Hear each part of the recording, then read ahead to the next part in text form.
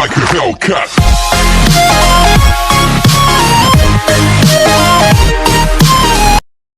তো বন্ধুরা, আজকের গন্তব্যস্থল হচ্ছে নর্থ সিকিম। চলো যাওয়া যাক আর দেখানো যাক কম খরচে নর্থ সিকিম ঘোরার আইডিয়া। সবার আগে শিয়ালদা থেকে ট্রেন ধরে চলে আসলাম এনজিপিতে।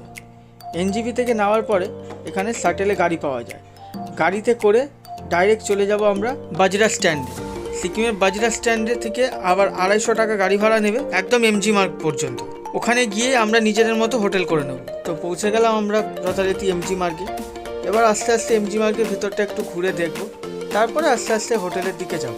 হোটেল এখনও পর্যন্ত করা হয়নি, তবে একটা পছন্দ করেই রেখেছি অবশ্য। তবে হোটেলে যাওয়ার আগে একবার ঘুরে দেখে নেব এমজি মার্গের ভেতরের চত্বরটা। আমরা অবশ্য এমজি মার্গে এসেছি একদম ওই সন্ধ্যে 7টার দিকে। আর দেখতেই পাচ্ছ সন্ধ্যে 7টা 8টা মানে হচ্ছে একদম এমজি মার্গ ভিড় জমজমাট, একদম হইহুল্লোড় অবস্থা। তো লোকজনে তো প্রচুর ভিড় ছিল। তবে কিছু কিছু দোকান অবশ্য বন্ধ ছিল, কারণ বৃহস্পতিবার করে যে এমজি মার্গের অত দোকান বন্ধ থাকে সেটা অবশ্য জানতাম না। তবে তোমরা যারা আসবে তবে এটা মাথায় রেখো, এমজি মার্গে কিন্তু বৃহস্পতিবার করে বন্ধ থাকে। আর এমজি মার্গের ভেতরে যে লাল মার্কেট আছে সেটা কিন্তু শুনেছি সোমবার করে বন্ধ থাকে।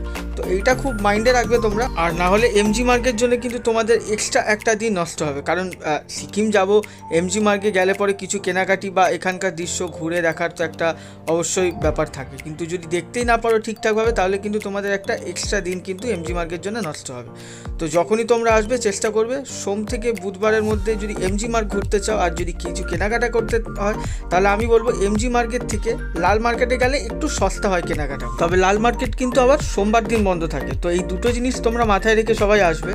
এমজি মার্গ ঘুরতে চাইলে বৃহস্পতিবার আসবে না, আর কেনাকাটা করতে চাইলে সোমবার দিন কিন্তু লাল মার্কেট বন্ধ থাকে। তবে এই টাইপের অপূর্ব দৃশ্য দেখে কিন্তু আর রুমে যেতে ইচ্ছা করছে না। তবে হ্যাঁ, এইখানে কিন্তু 8:30 বেজে গেলে কিন্তু আবার খালি হয়ে যায়, 9টার মধ্যে পুরো ফাঁকা। তো যা ঘোরার তোমাদের কিন্তু ওই সন্ধ্যে 6টা থেকে 8টা 8:30টার মধ্যেই কিন্তু পুরো কমপ্লিট করে নিতে হবে।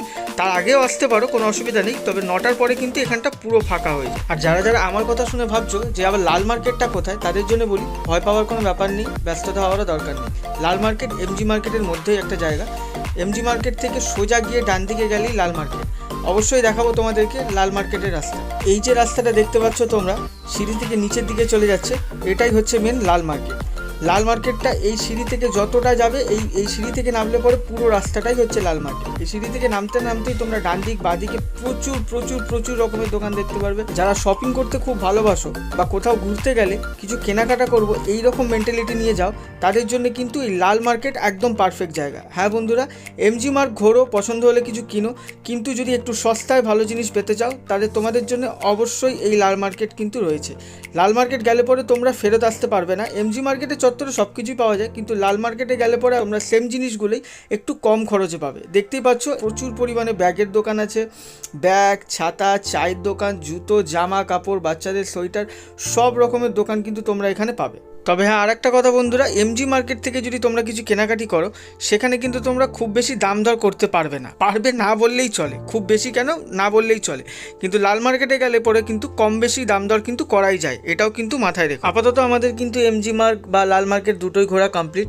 এবার আমরা যাব আমাদের হোটেলের দিকে। যারা এখনও সিকিমে এসে পৌঁছাতে পারোনি বা এমজি মার্গ দেখা হয়ে ওঠেনি তাদের জন্য রইল একটা ছোট্ট ভিডিও ট্যুর। আর যারা যারা তোমরা ডাইরেক্ট এখানে এসে এখানকার দৃশ্য দেখতে চাও তারা ভিডিওটা একটু স্কিপ করতে পারো। আর যেই বন্ধুরা বা যেই ভাই বোনেরা আমাদের একটু ভেতরের দৃশ্যটা দেখতে চায় তাদের জন্য রইল এই ছোট্ট ট্যুরটা। Calm down, yo, this your body, it put in my heart for lockdown, oh lockdown. Yo, you sweet life, Fanta, if I tell you say I love you, you know they for me, yanga, oh yanga. No tell me no, oh,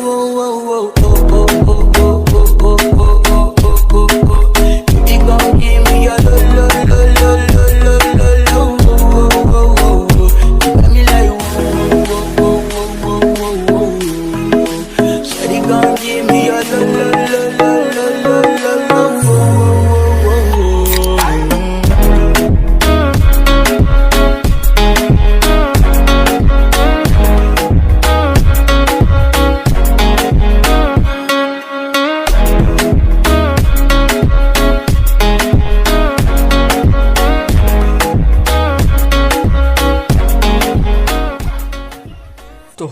গিয়ে খাওয়া দাওয়া করে তাড়াতাড়ি শুয়ে পড়লাম, কারণ সকাল সকাল বেরোতে হবে নর্থ সিকিমের উদ্দেশ্যে। তো প্রথমেই সবাইকে বলে রাখি, গ্যাংটক থেকে কিন্তু নর্থ সিকিমে দুটো জায়গাতেই যাওয়া যায়, মানে লাচেন লাচুং তোমরা যেদিকে খুশি যেতে পারো।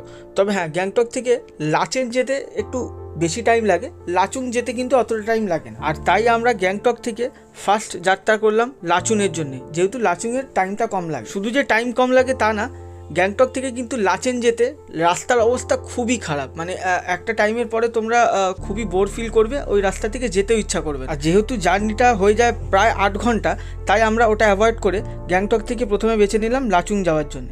লাচুং যাওয়ার পথেই তোমাদের প্রথম যেই সাইট সিনটা পড়বে সেটা হচ্ছে এই ব্রিজটা। এই ব্রিজটা আমি আগেরবার যখন এসেছিলাম তখন অবস্থাটা এতটা খারাপ ছিল না। এখন অবশ্য দেখতে পাচ্ছি এটা আন্ডার কনস্ট্রাকশন আছে। তবে হ্যাঁ, মোটামুটি বুঝতেই পারছি এই রাস্তাটা আরও ভালো করে তৈরি হচ্ছে। তবে হ্যাঁ, তোমরা কিন্তু আসলে পরে কোনো সাইট সিন কিন্তু তোমরা মিস করবে না।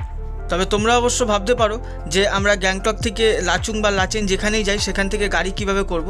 তোমরা যেই বাজরা স্ট্যান্ডের কথা বলেছিলাম সেখান থেকেও গাড়ি করে নিতে পারো, অতএব তোমরা যেই হোটেলে থাকবে সেখানে বললেও কিন্তু ওরা পার্সোনালি গাড়ি করে দেয়। অফ সিজনে গেলে পরে তোমার ওই 2,500 টাকা মতো পড়ে, আর সিজনে গেলে পরে 3 থেকে 3,500 টাকা মতো খরচা পড়ে। আর রুমের কথায় যদি আসি বা হোটেলের কথায় আসি, তোমার লাচেন লাচুংয়ে কিন্তু কোনো রকম হোটেল বা রুম ওরকমভাবে পাওয়া যায় না, ওখানে কিন্তু নাইট স্টে হয়। হ্যাঁ, নাইট স্টে হয় মানে হচ্ছে তোমরা যেই রাতে যাবে সেই রাতে থাকবে, পরদিন সেই রাত থেকে পরদিন সকালবেলা আবার তোমরা সাইট সিনের জন্য বেরাবে, সাইট সিন করে ফিরবে, ফেরার পরে দুপুরে লাঞ্চ করে আবার তোমাকে নেক্সট ডে বা নেক্সট যেখানে যেতে চাও সেখানকার জন্য বেরিয়ে যেতে হবে। তবে বন্ধুরা, তোমরা গ্যাংটক থেকে লাচেন যাও বা লাচুং যাও, যেখানেই যাও না কেন, যাওয়ার পথে কিন্তু প্রচুর প্রচুর প্রচুর সাইট সিন পড়বে। তবে অবশ্যই সাইট সিনগুলো দেখবে, কোনোটাই মিস করবে না। আর হ্যাঁ, আমাদের মতো ভুল করবে না। যতই হোক, আমি এটা আমার সেকেন্ড টাইম, ফার্স্ট টাইমও আমি এই ভুলগুলো করেছিলাম, কিন্তু সেকেন্ড টাইম যেহেতু আমার সাথে আমার অনেক বন্ধুরা, আমার অনেক কলিগ এসছে, তাই ওরা ওদের মতো এনজয় করার জন্য সব রকম টাইম ওখানে নিয়েছে, আমিও অবশ্য নিয়েছি।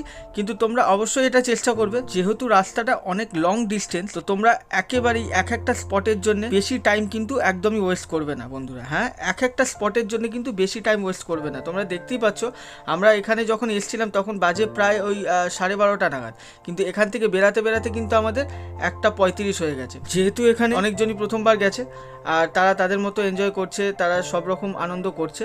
তবে হ্যাঁ, আবহাওয়ার কথা ভেবে আর টাইমের কথা মাথায় রেখে তোমরা কিন্তু এক একটা স্পটের জন্য বেশি টাইম ওয়েস্ট করবে না বন্ধুরা। তো সাইট সিন করতে করতে আমরা যথারীতি পৌঁছে গেলাম আমাদের লাচুনে। যেহেতু আমরা নাইট স্টে করেছিলাম লাচুনে, ওখানে যেই নাইট স্টে টাকাটা নেয় ওখানে ইনক্লুডিং ফুডিং লজিং দুটোই থাকে। তো রাতে খাওয়া দাওয়া করে আমরা সকাল 8টা বাজতে না বাজতেই বেরিয়ে গেলাম আমরা ইয়ামথাং ভ্যালির উদ্দেশ্যে। আর সকালের ব্রেকফাস্ট কিন্তু আমরা বাইরেই করব, কিন্তু তবে নিজের টাকায় না, আমরা যে ফুডিং লজিংয়ের জন্য যে আগের দিন টাকাটা দিয়েছিলাম তার মধ্যেই ইনক্লুড থাকবে। আচ্ছা, আমরা কোথায় আছি এবার আশিস বলবো। ইয়ামথাং ভ্যালি। উচ্চারণ করো। আচ্ছা, আচ্ছা ম্যাডাম বলো, ম্যাডাম কোথায় আছি আমরা? হাংতাং। এ তো নতুন উচ্চারণ করলো, হাংতাং। শুভঙ্কর দেখছি কিন্তু তাড়াতাড়ি চুম্পাংছি চাংচু কানকু না।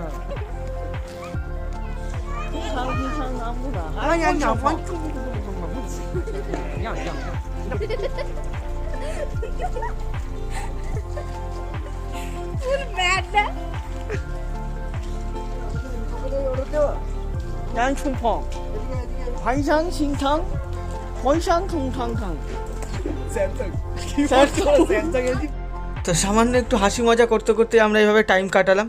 এবার সময় ব্রেকফাস্ট করার। আর ব্রেকফাস্টের জন্য আমাদের এই ফুডিং লজিংয়ের হোটেল থেকেই 2 প্যাকেট ব্রেড আর জ্যাম কিন্তু ভরপুর করে পাঠিয়ে দিয়েছে। সেটা আমরা বাইরেই করে নেবো। আর আমরা এতটা সকালে বেরিয়েছি আর এত তাড়াতাড়ি যে ইয়ামথাং ভ্যালিতে পৌঁছে যাব সেটা একেবারেই ভাবতে পারিনি। যথারীতি যা হয়, সব দোকানপাট দেখতেই পাচ্ছ আশেপাশে সব একেবারে বন্ধ। আর আমরা আমাদের মতো একটা দোকান খোলা ছিল, সেখান থেকে একটু চা অর্ডার করে খেয়ে আর বারোটিতে জ্যাম লাগিয়ে খেতে খেতে আস্তে আস্তে যেতে থাকলাম ইয়ামথাং ভ্যালির উদ্দেশ্যে।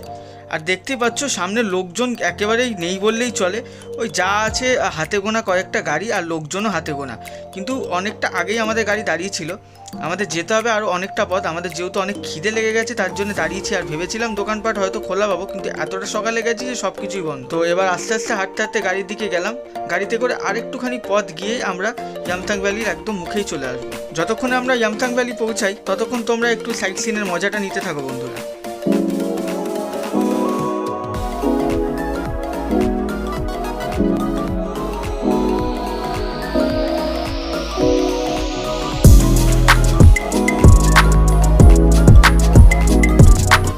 হাঁটতে হাঁটতে পৌঁছে গেলাম ইয়ামথাং ভ্যালির একদম মধ্যিখানে। এবার এখান থেকে দেখতে পাচ্ছ অনেকটা নিচুর দিকে যেতে হবে, তার মধ্যেই রয়েছে ইয়ামথাং ভ্যালি। ভ্যালিগুলোর একটা বৈশিষ্ট্য হচ্ছে, আমি এই টাইমে এসেছি বলে এখন এখানে ভ্যালিগুলো দেখতে পাচ্ছি। আমি যখন আগেরবার এসেছিলাম মানে প্রপার উইন্টার টাইমে, তখন কিন্তু এই পরিস্থিতিতে এইভাবে আসা সম্ভব হয় না, কারণ এই রাস্তাগুলো পুরোটাই বরফে ঢাকা থাকে আর অর্ধেকটা রাস্তা কাটা থাকে, এত দূর আসাও যায় না।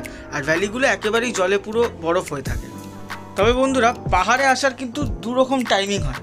হ্যাঁ, দুরকম টাইমিং হয়। যারা প্রপার কিন্তু সব কিছু দেখতে চাও, মানে প্রপার সাইট সিন করতে চাও, তাদের জন্য কিন্তু পাহাড় একেবারেই উইন্টার সিজনের জন্য নয়। সিকিম তো একেবারেই নয়, কারণ তুমি যদি ঠান্ডার টাইমে এখানে আসো, তোমরা অর্ধেক সাইট সিন কিন্তু করতেই পারবে না বরফের জন্য। আর যদি সাইট সিনটা তোমাদের ম্যান্ডেটারি না হয়, যদি বরফটা এনজয় করতে চাও, তাহলে তোমরা নভেম্বর থেকে ফেব্রুয়ারির মধ্যে যে কোনো টাইমেই আসতে পারো, তাহলে কিন্তু প্রপার বরফটা তোমরা দেখতে পারবে। আর যদি তোমরা সবকটা সিন কিন্তু প্রপারভাবে দেখতে চাও, তাহলে পরে কিন্তু তোমাদেরকে ওই জুন জুলাই আগস্ট এরকম টাইমে এলে পরে সব থেকে পারফেক্ট হবে। কিন্তু যেরকমভাবে তোমরা দেখতে পাচ্ছ, প্রত্যেক কটা সিন আমি প্রপারভাবে তোমাদেরকে তুলে ধরতে পারছি। আর প্রত্যেক কটা রাস্তা, প্রত্যেক কটা ভ্যালি, প্রত্যেক পাহাড় আমি প্রপারভাবে তোমাদেরকে দেখাতে পারছি। ঠিক উইন্টার টাইমে এলে কিন্তু এটা দেখাতে পারতাম না, কারণ অর্ধেক জায়গাগুলোই বরফে ঢাকা থাকে। তবে হ্যাঁ বন্ধুরা, আমি কিন্তু বরফ বিশাল ভালোবাসি। আমি জানি না তোমরা কারা কারা আমার মতো এত বরফ প্রেমী বা পাহাড় এত ভালোবাসো। যারা অবশ্যই পাহাড় ভালোবাসো, একটা কমেন্ট করে আমাকে অবশ্যই কিন্তু জানিও বন্ধুরা। এই হচ্ছে একদম প্রপার ইয়ামথাং ভ্যালি। দেখতে পাচ্ছ কত স্রোত এই জলটার, আর কতটা ফোর্সে এই জলটা যাচ্ছে। এই ইয়ামথাং ভ্যালি কিন্তু উইন্টার টাইমে এলে তোমরা একেবারেই দেখতে পারবে না। যদিও এই রাস্তা আসতে পারো, তাও কিন্তু ইয়ামথাং ভ্যালির এই সৌন্দর্য কিন্তু দেখতে পারবে না, কারণ এই ভ্যালিটা পুরোটাই কিন্তু বরফে ঢাকা থাকে। আর বুঝতেও পারবে না যে এটা জল আছে না কি আছে, পুরো জায়গাটাই কিন্তু বরফে ঢাকা থাকে। তো বন্ধুরা, ইয়ামথাং ভ্যালি কমপ্লিট করে এবার আমরা যাব জিরো পয়েন্টের উদ্দেশ্যে। তো এখান থেকে জিরো পয়েন্ট মোটামুটি 17 কিলোমিটারের মতো। তো যাওয়া যাক, গিয়ে দেখা যাক ওখানে কি অপেক্ষা করছে আমাদের জন্য, যাতে করে ভালো কিছু তোমাদেরকেও দেখাতে পারি, সেটাই চেষ্টা করব। কোথায় আছি আমরা এখন? কোথায় আছি? জিরো পয়েন্টে আছি। এদের নাকি বিশাল ঠান্ডা লাগছে। আর ওই সত্যি ঠান্ডা লাগছে।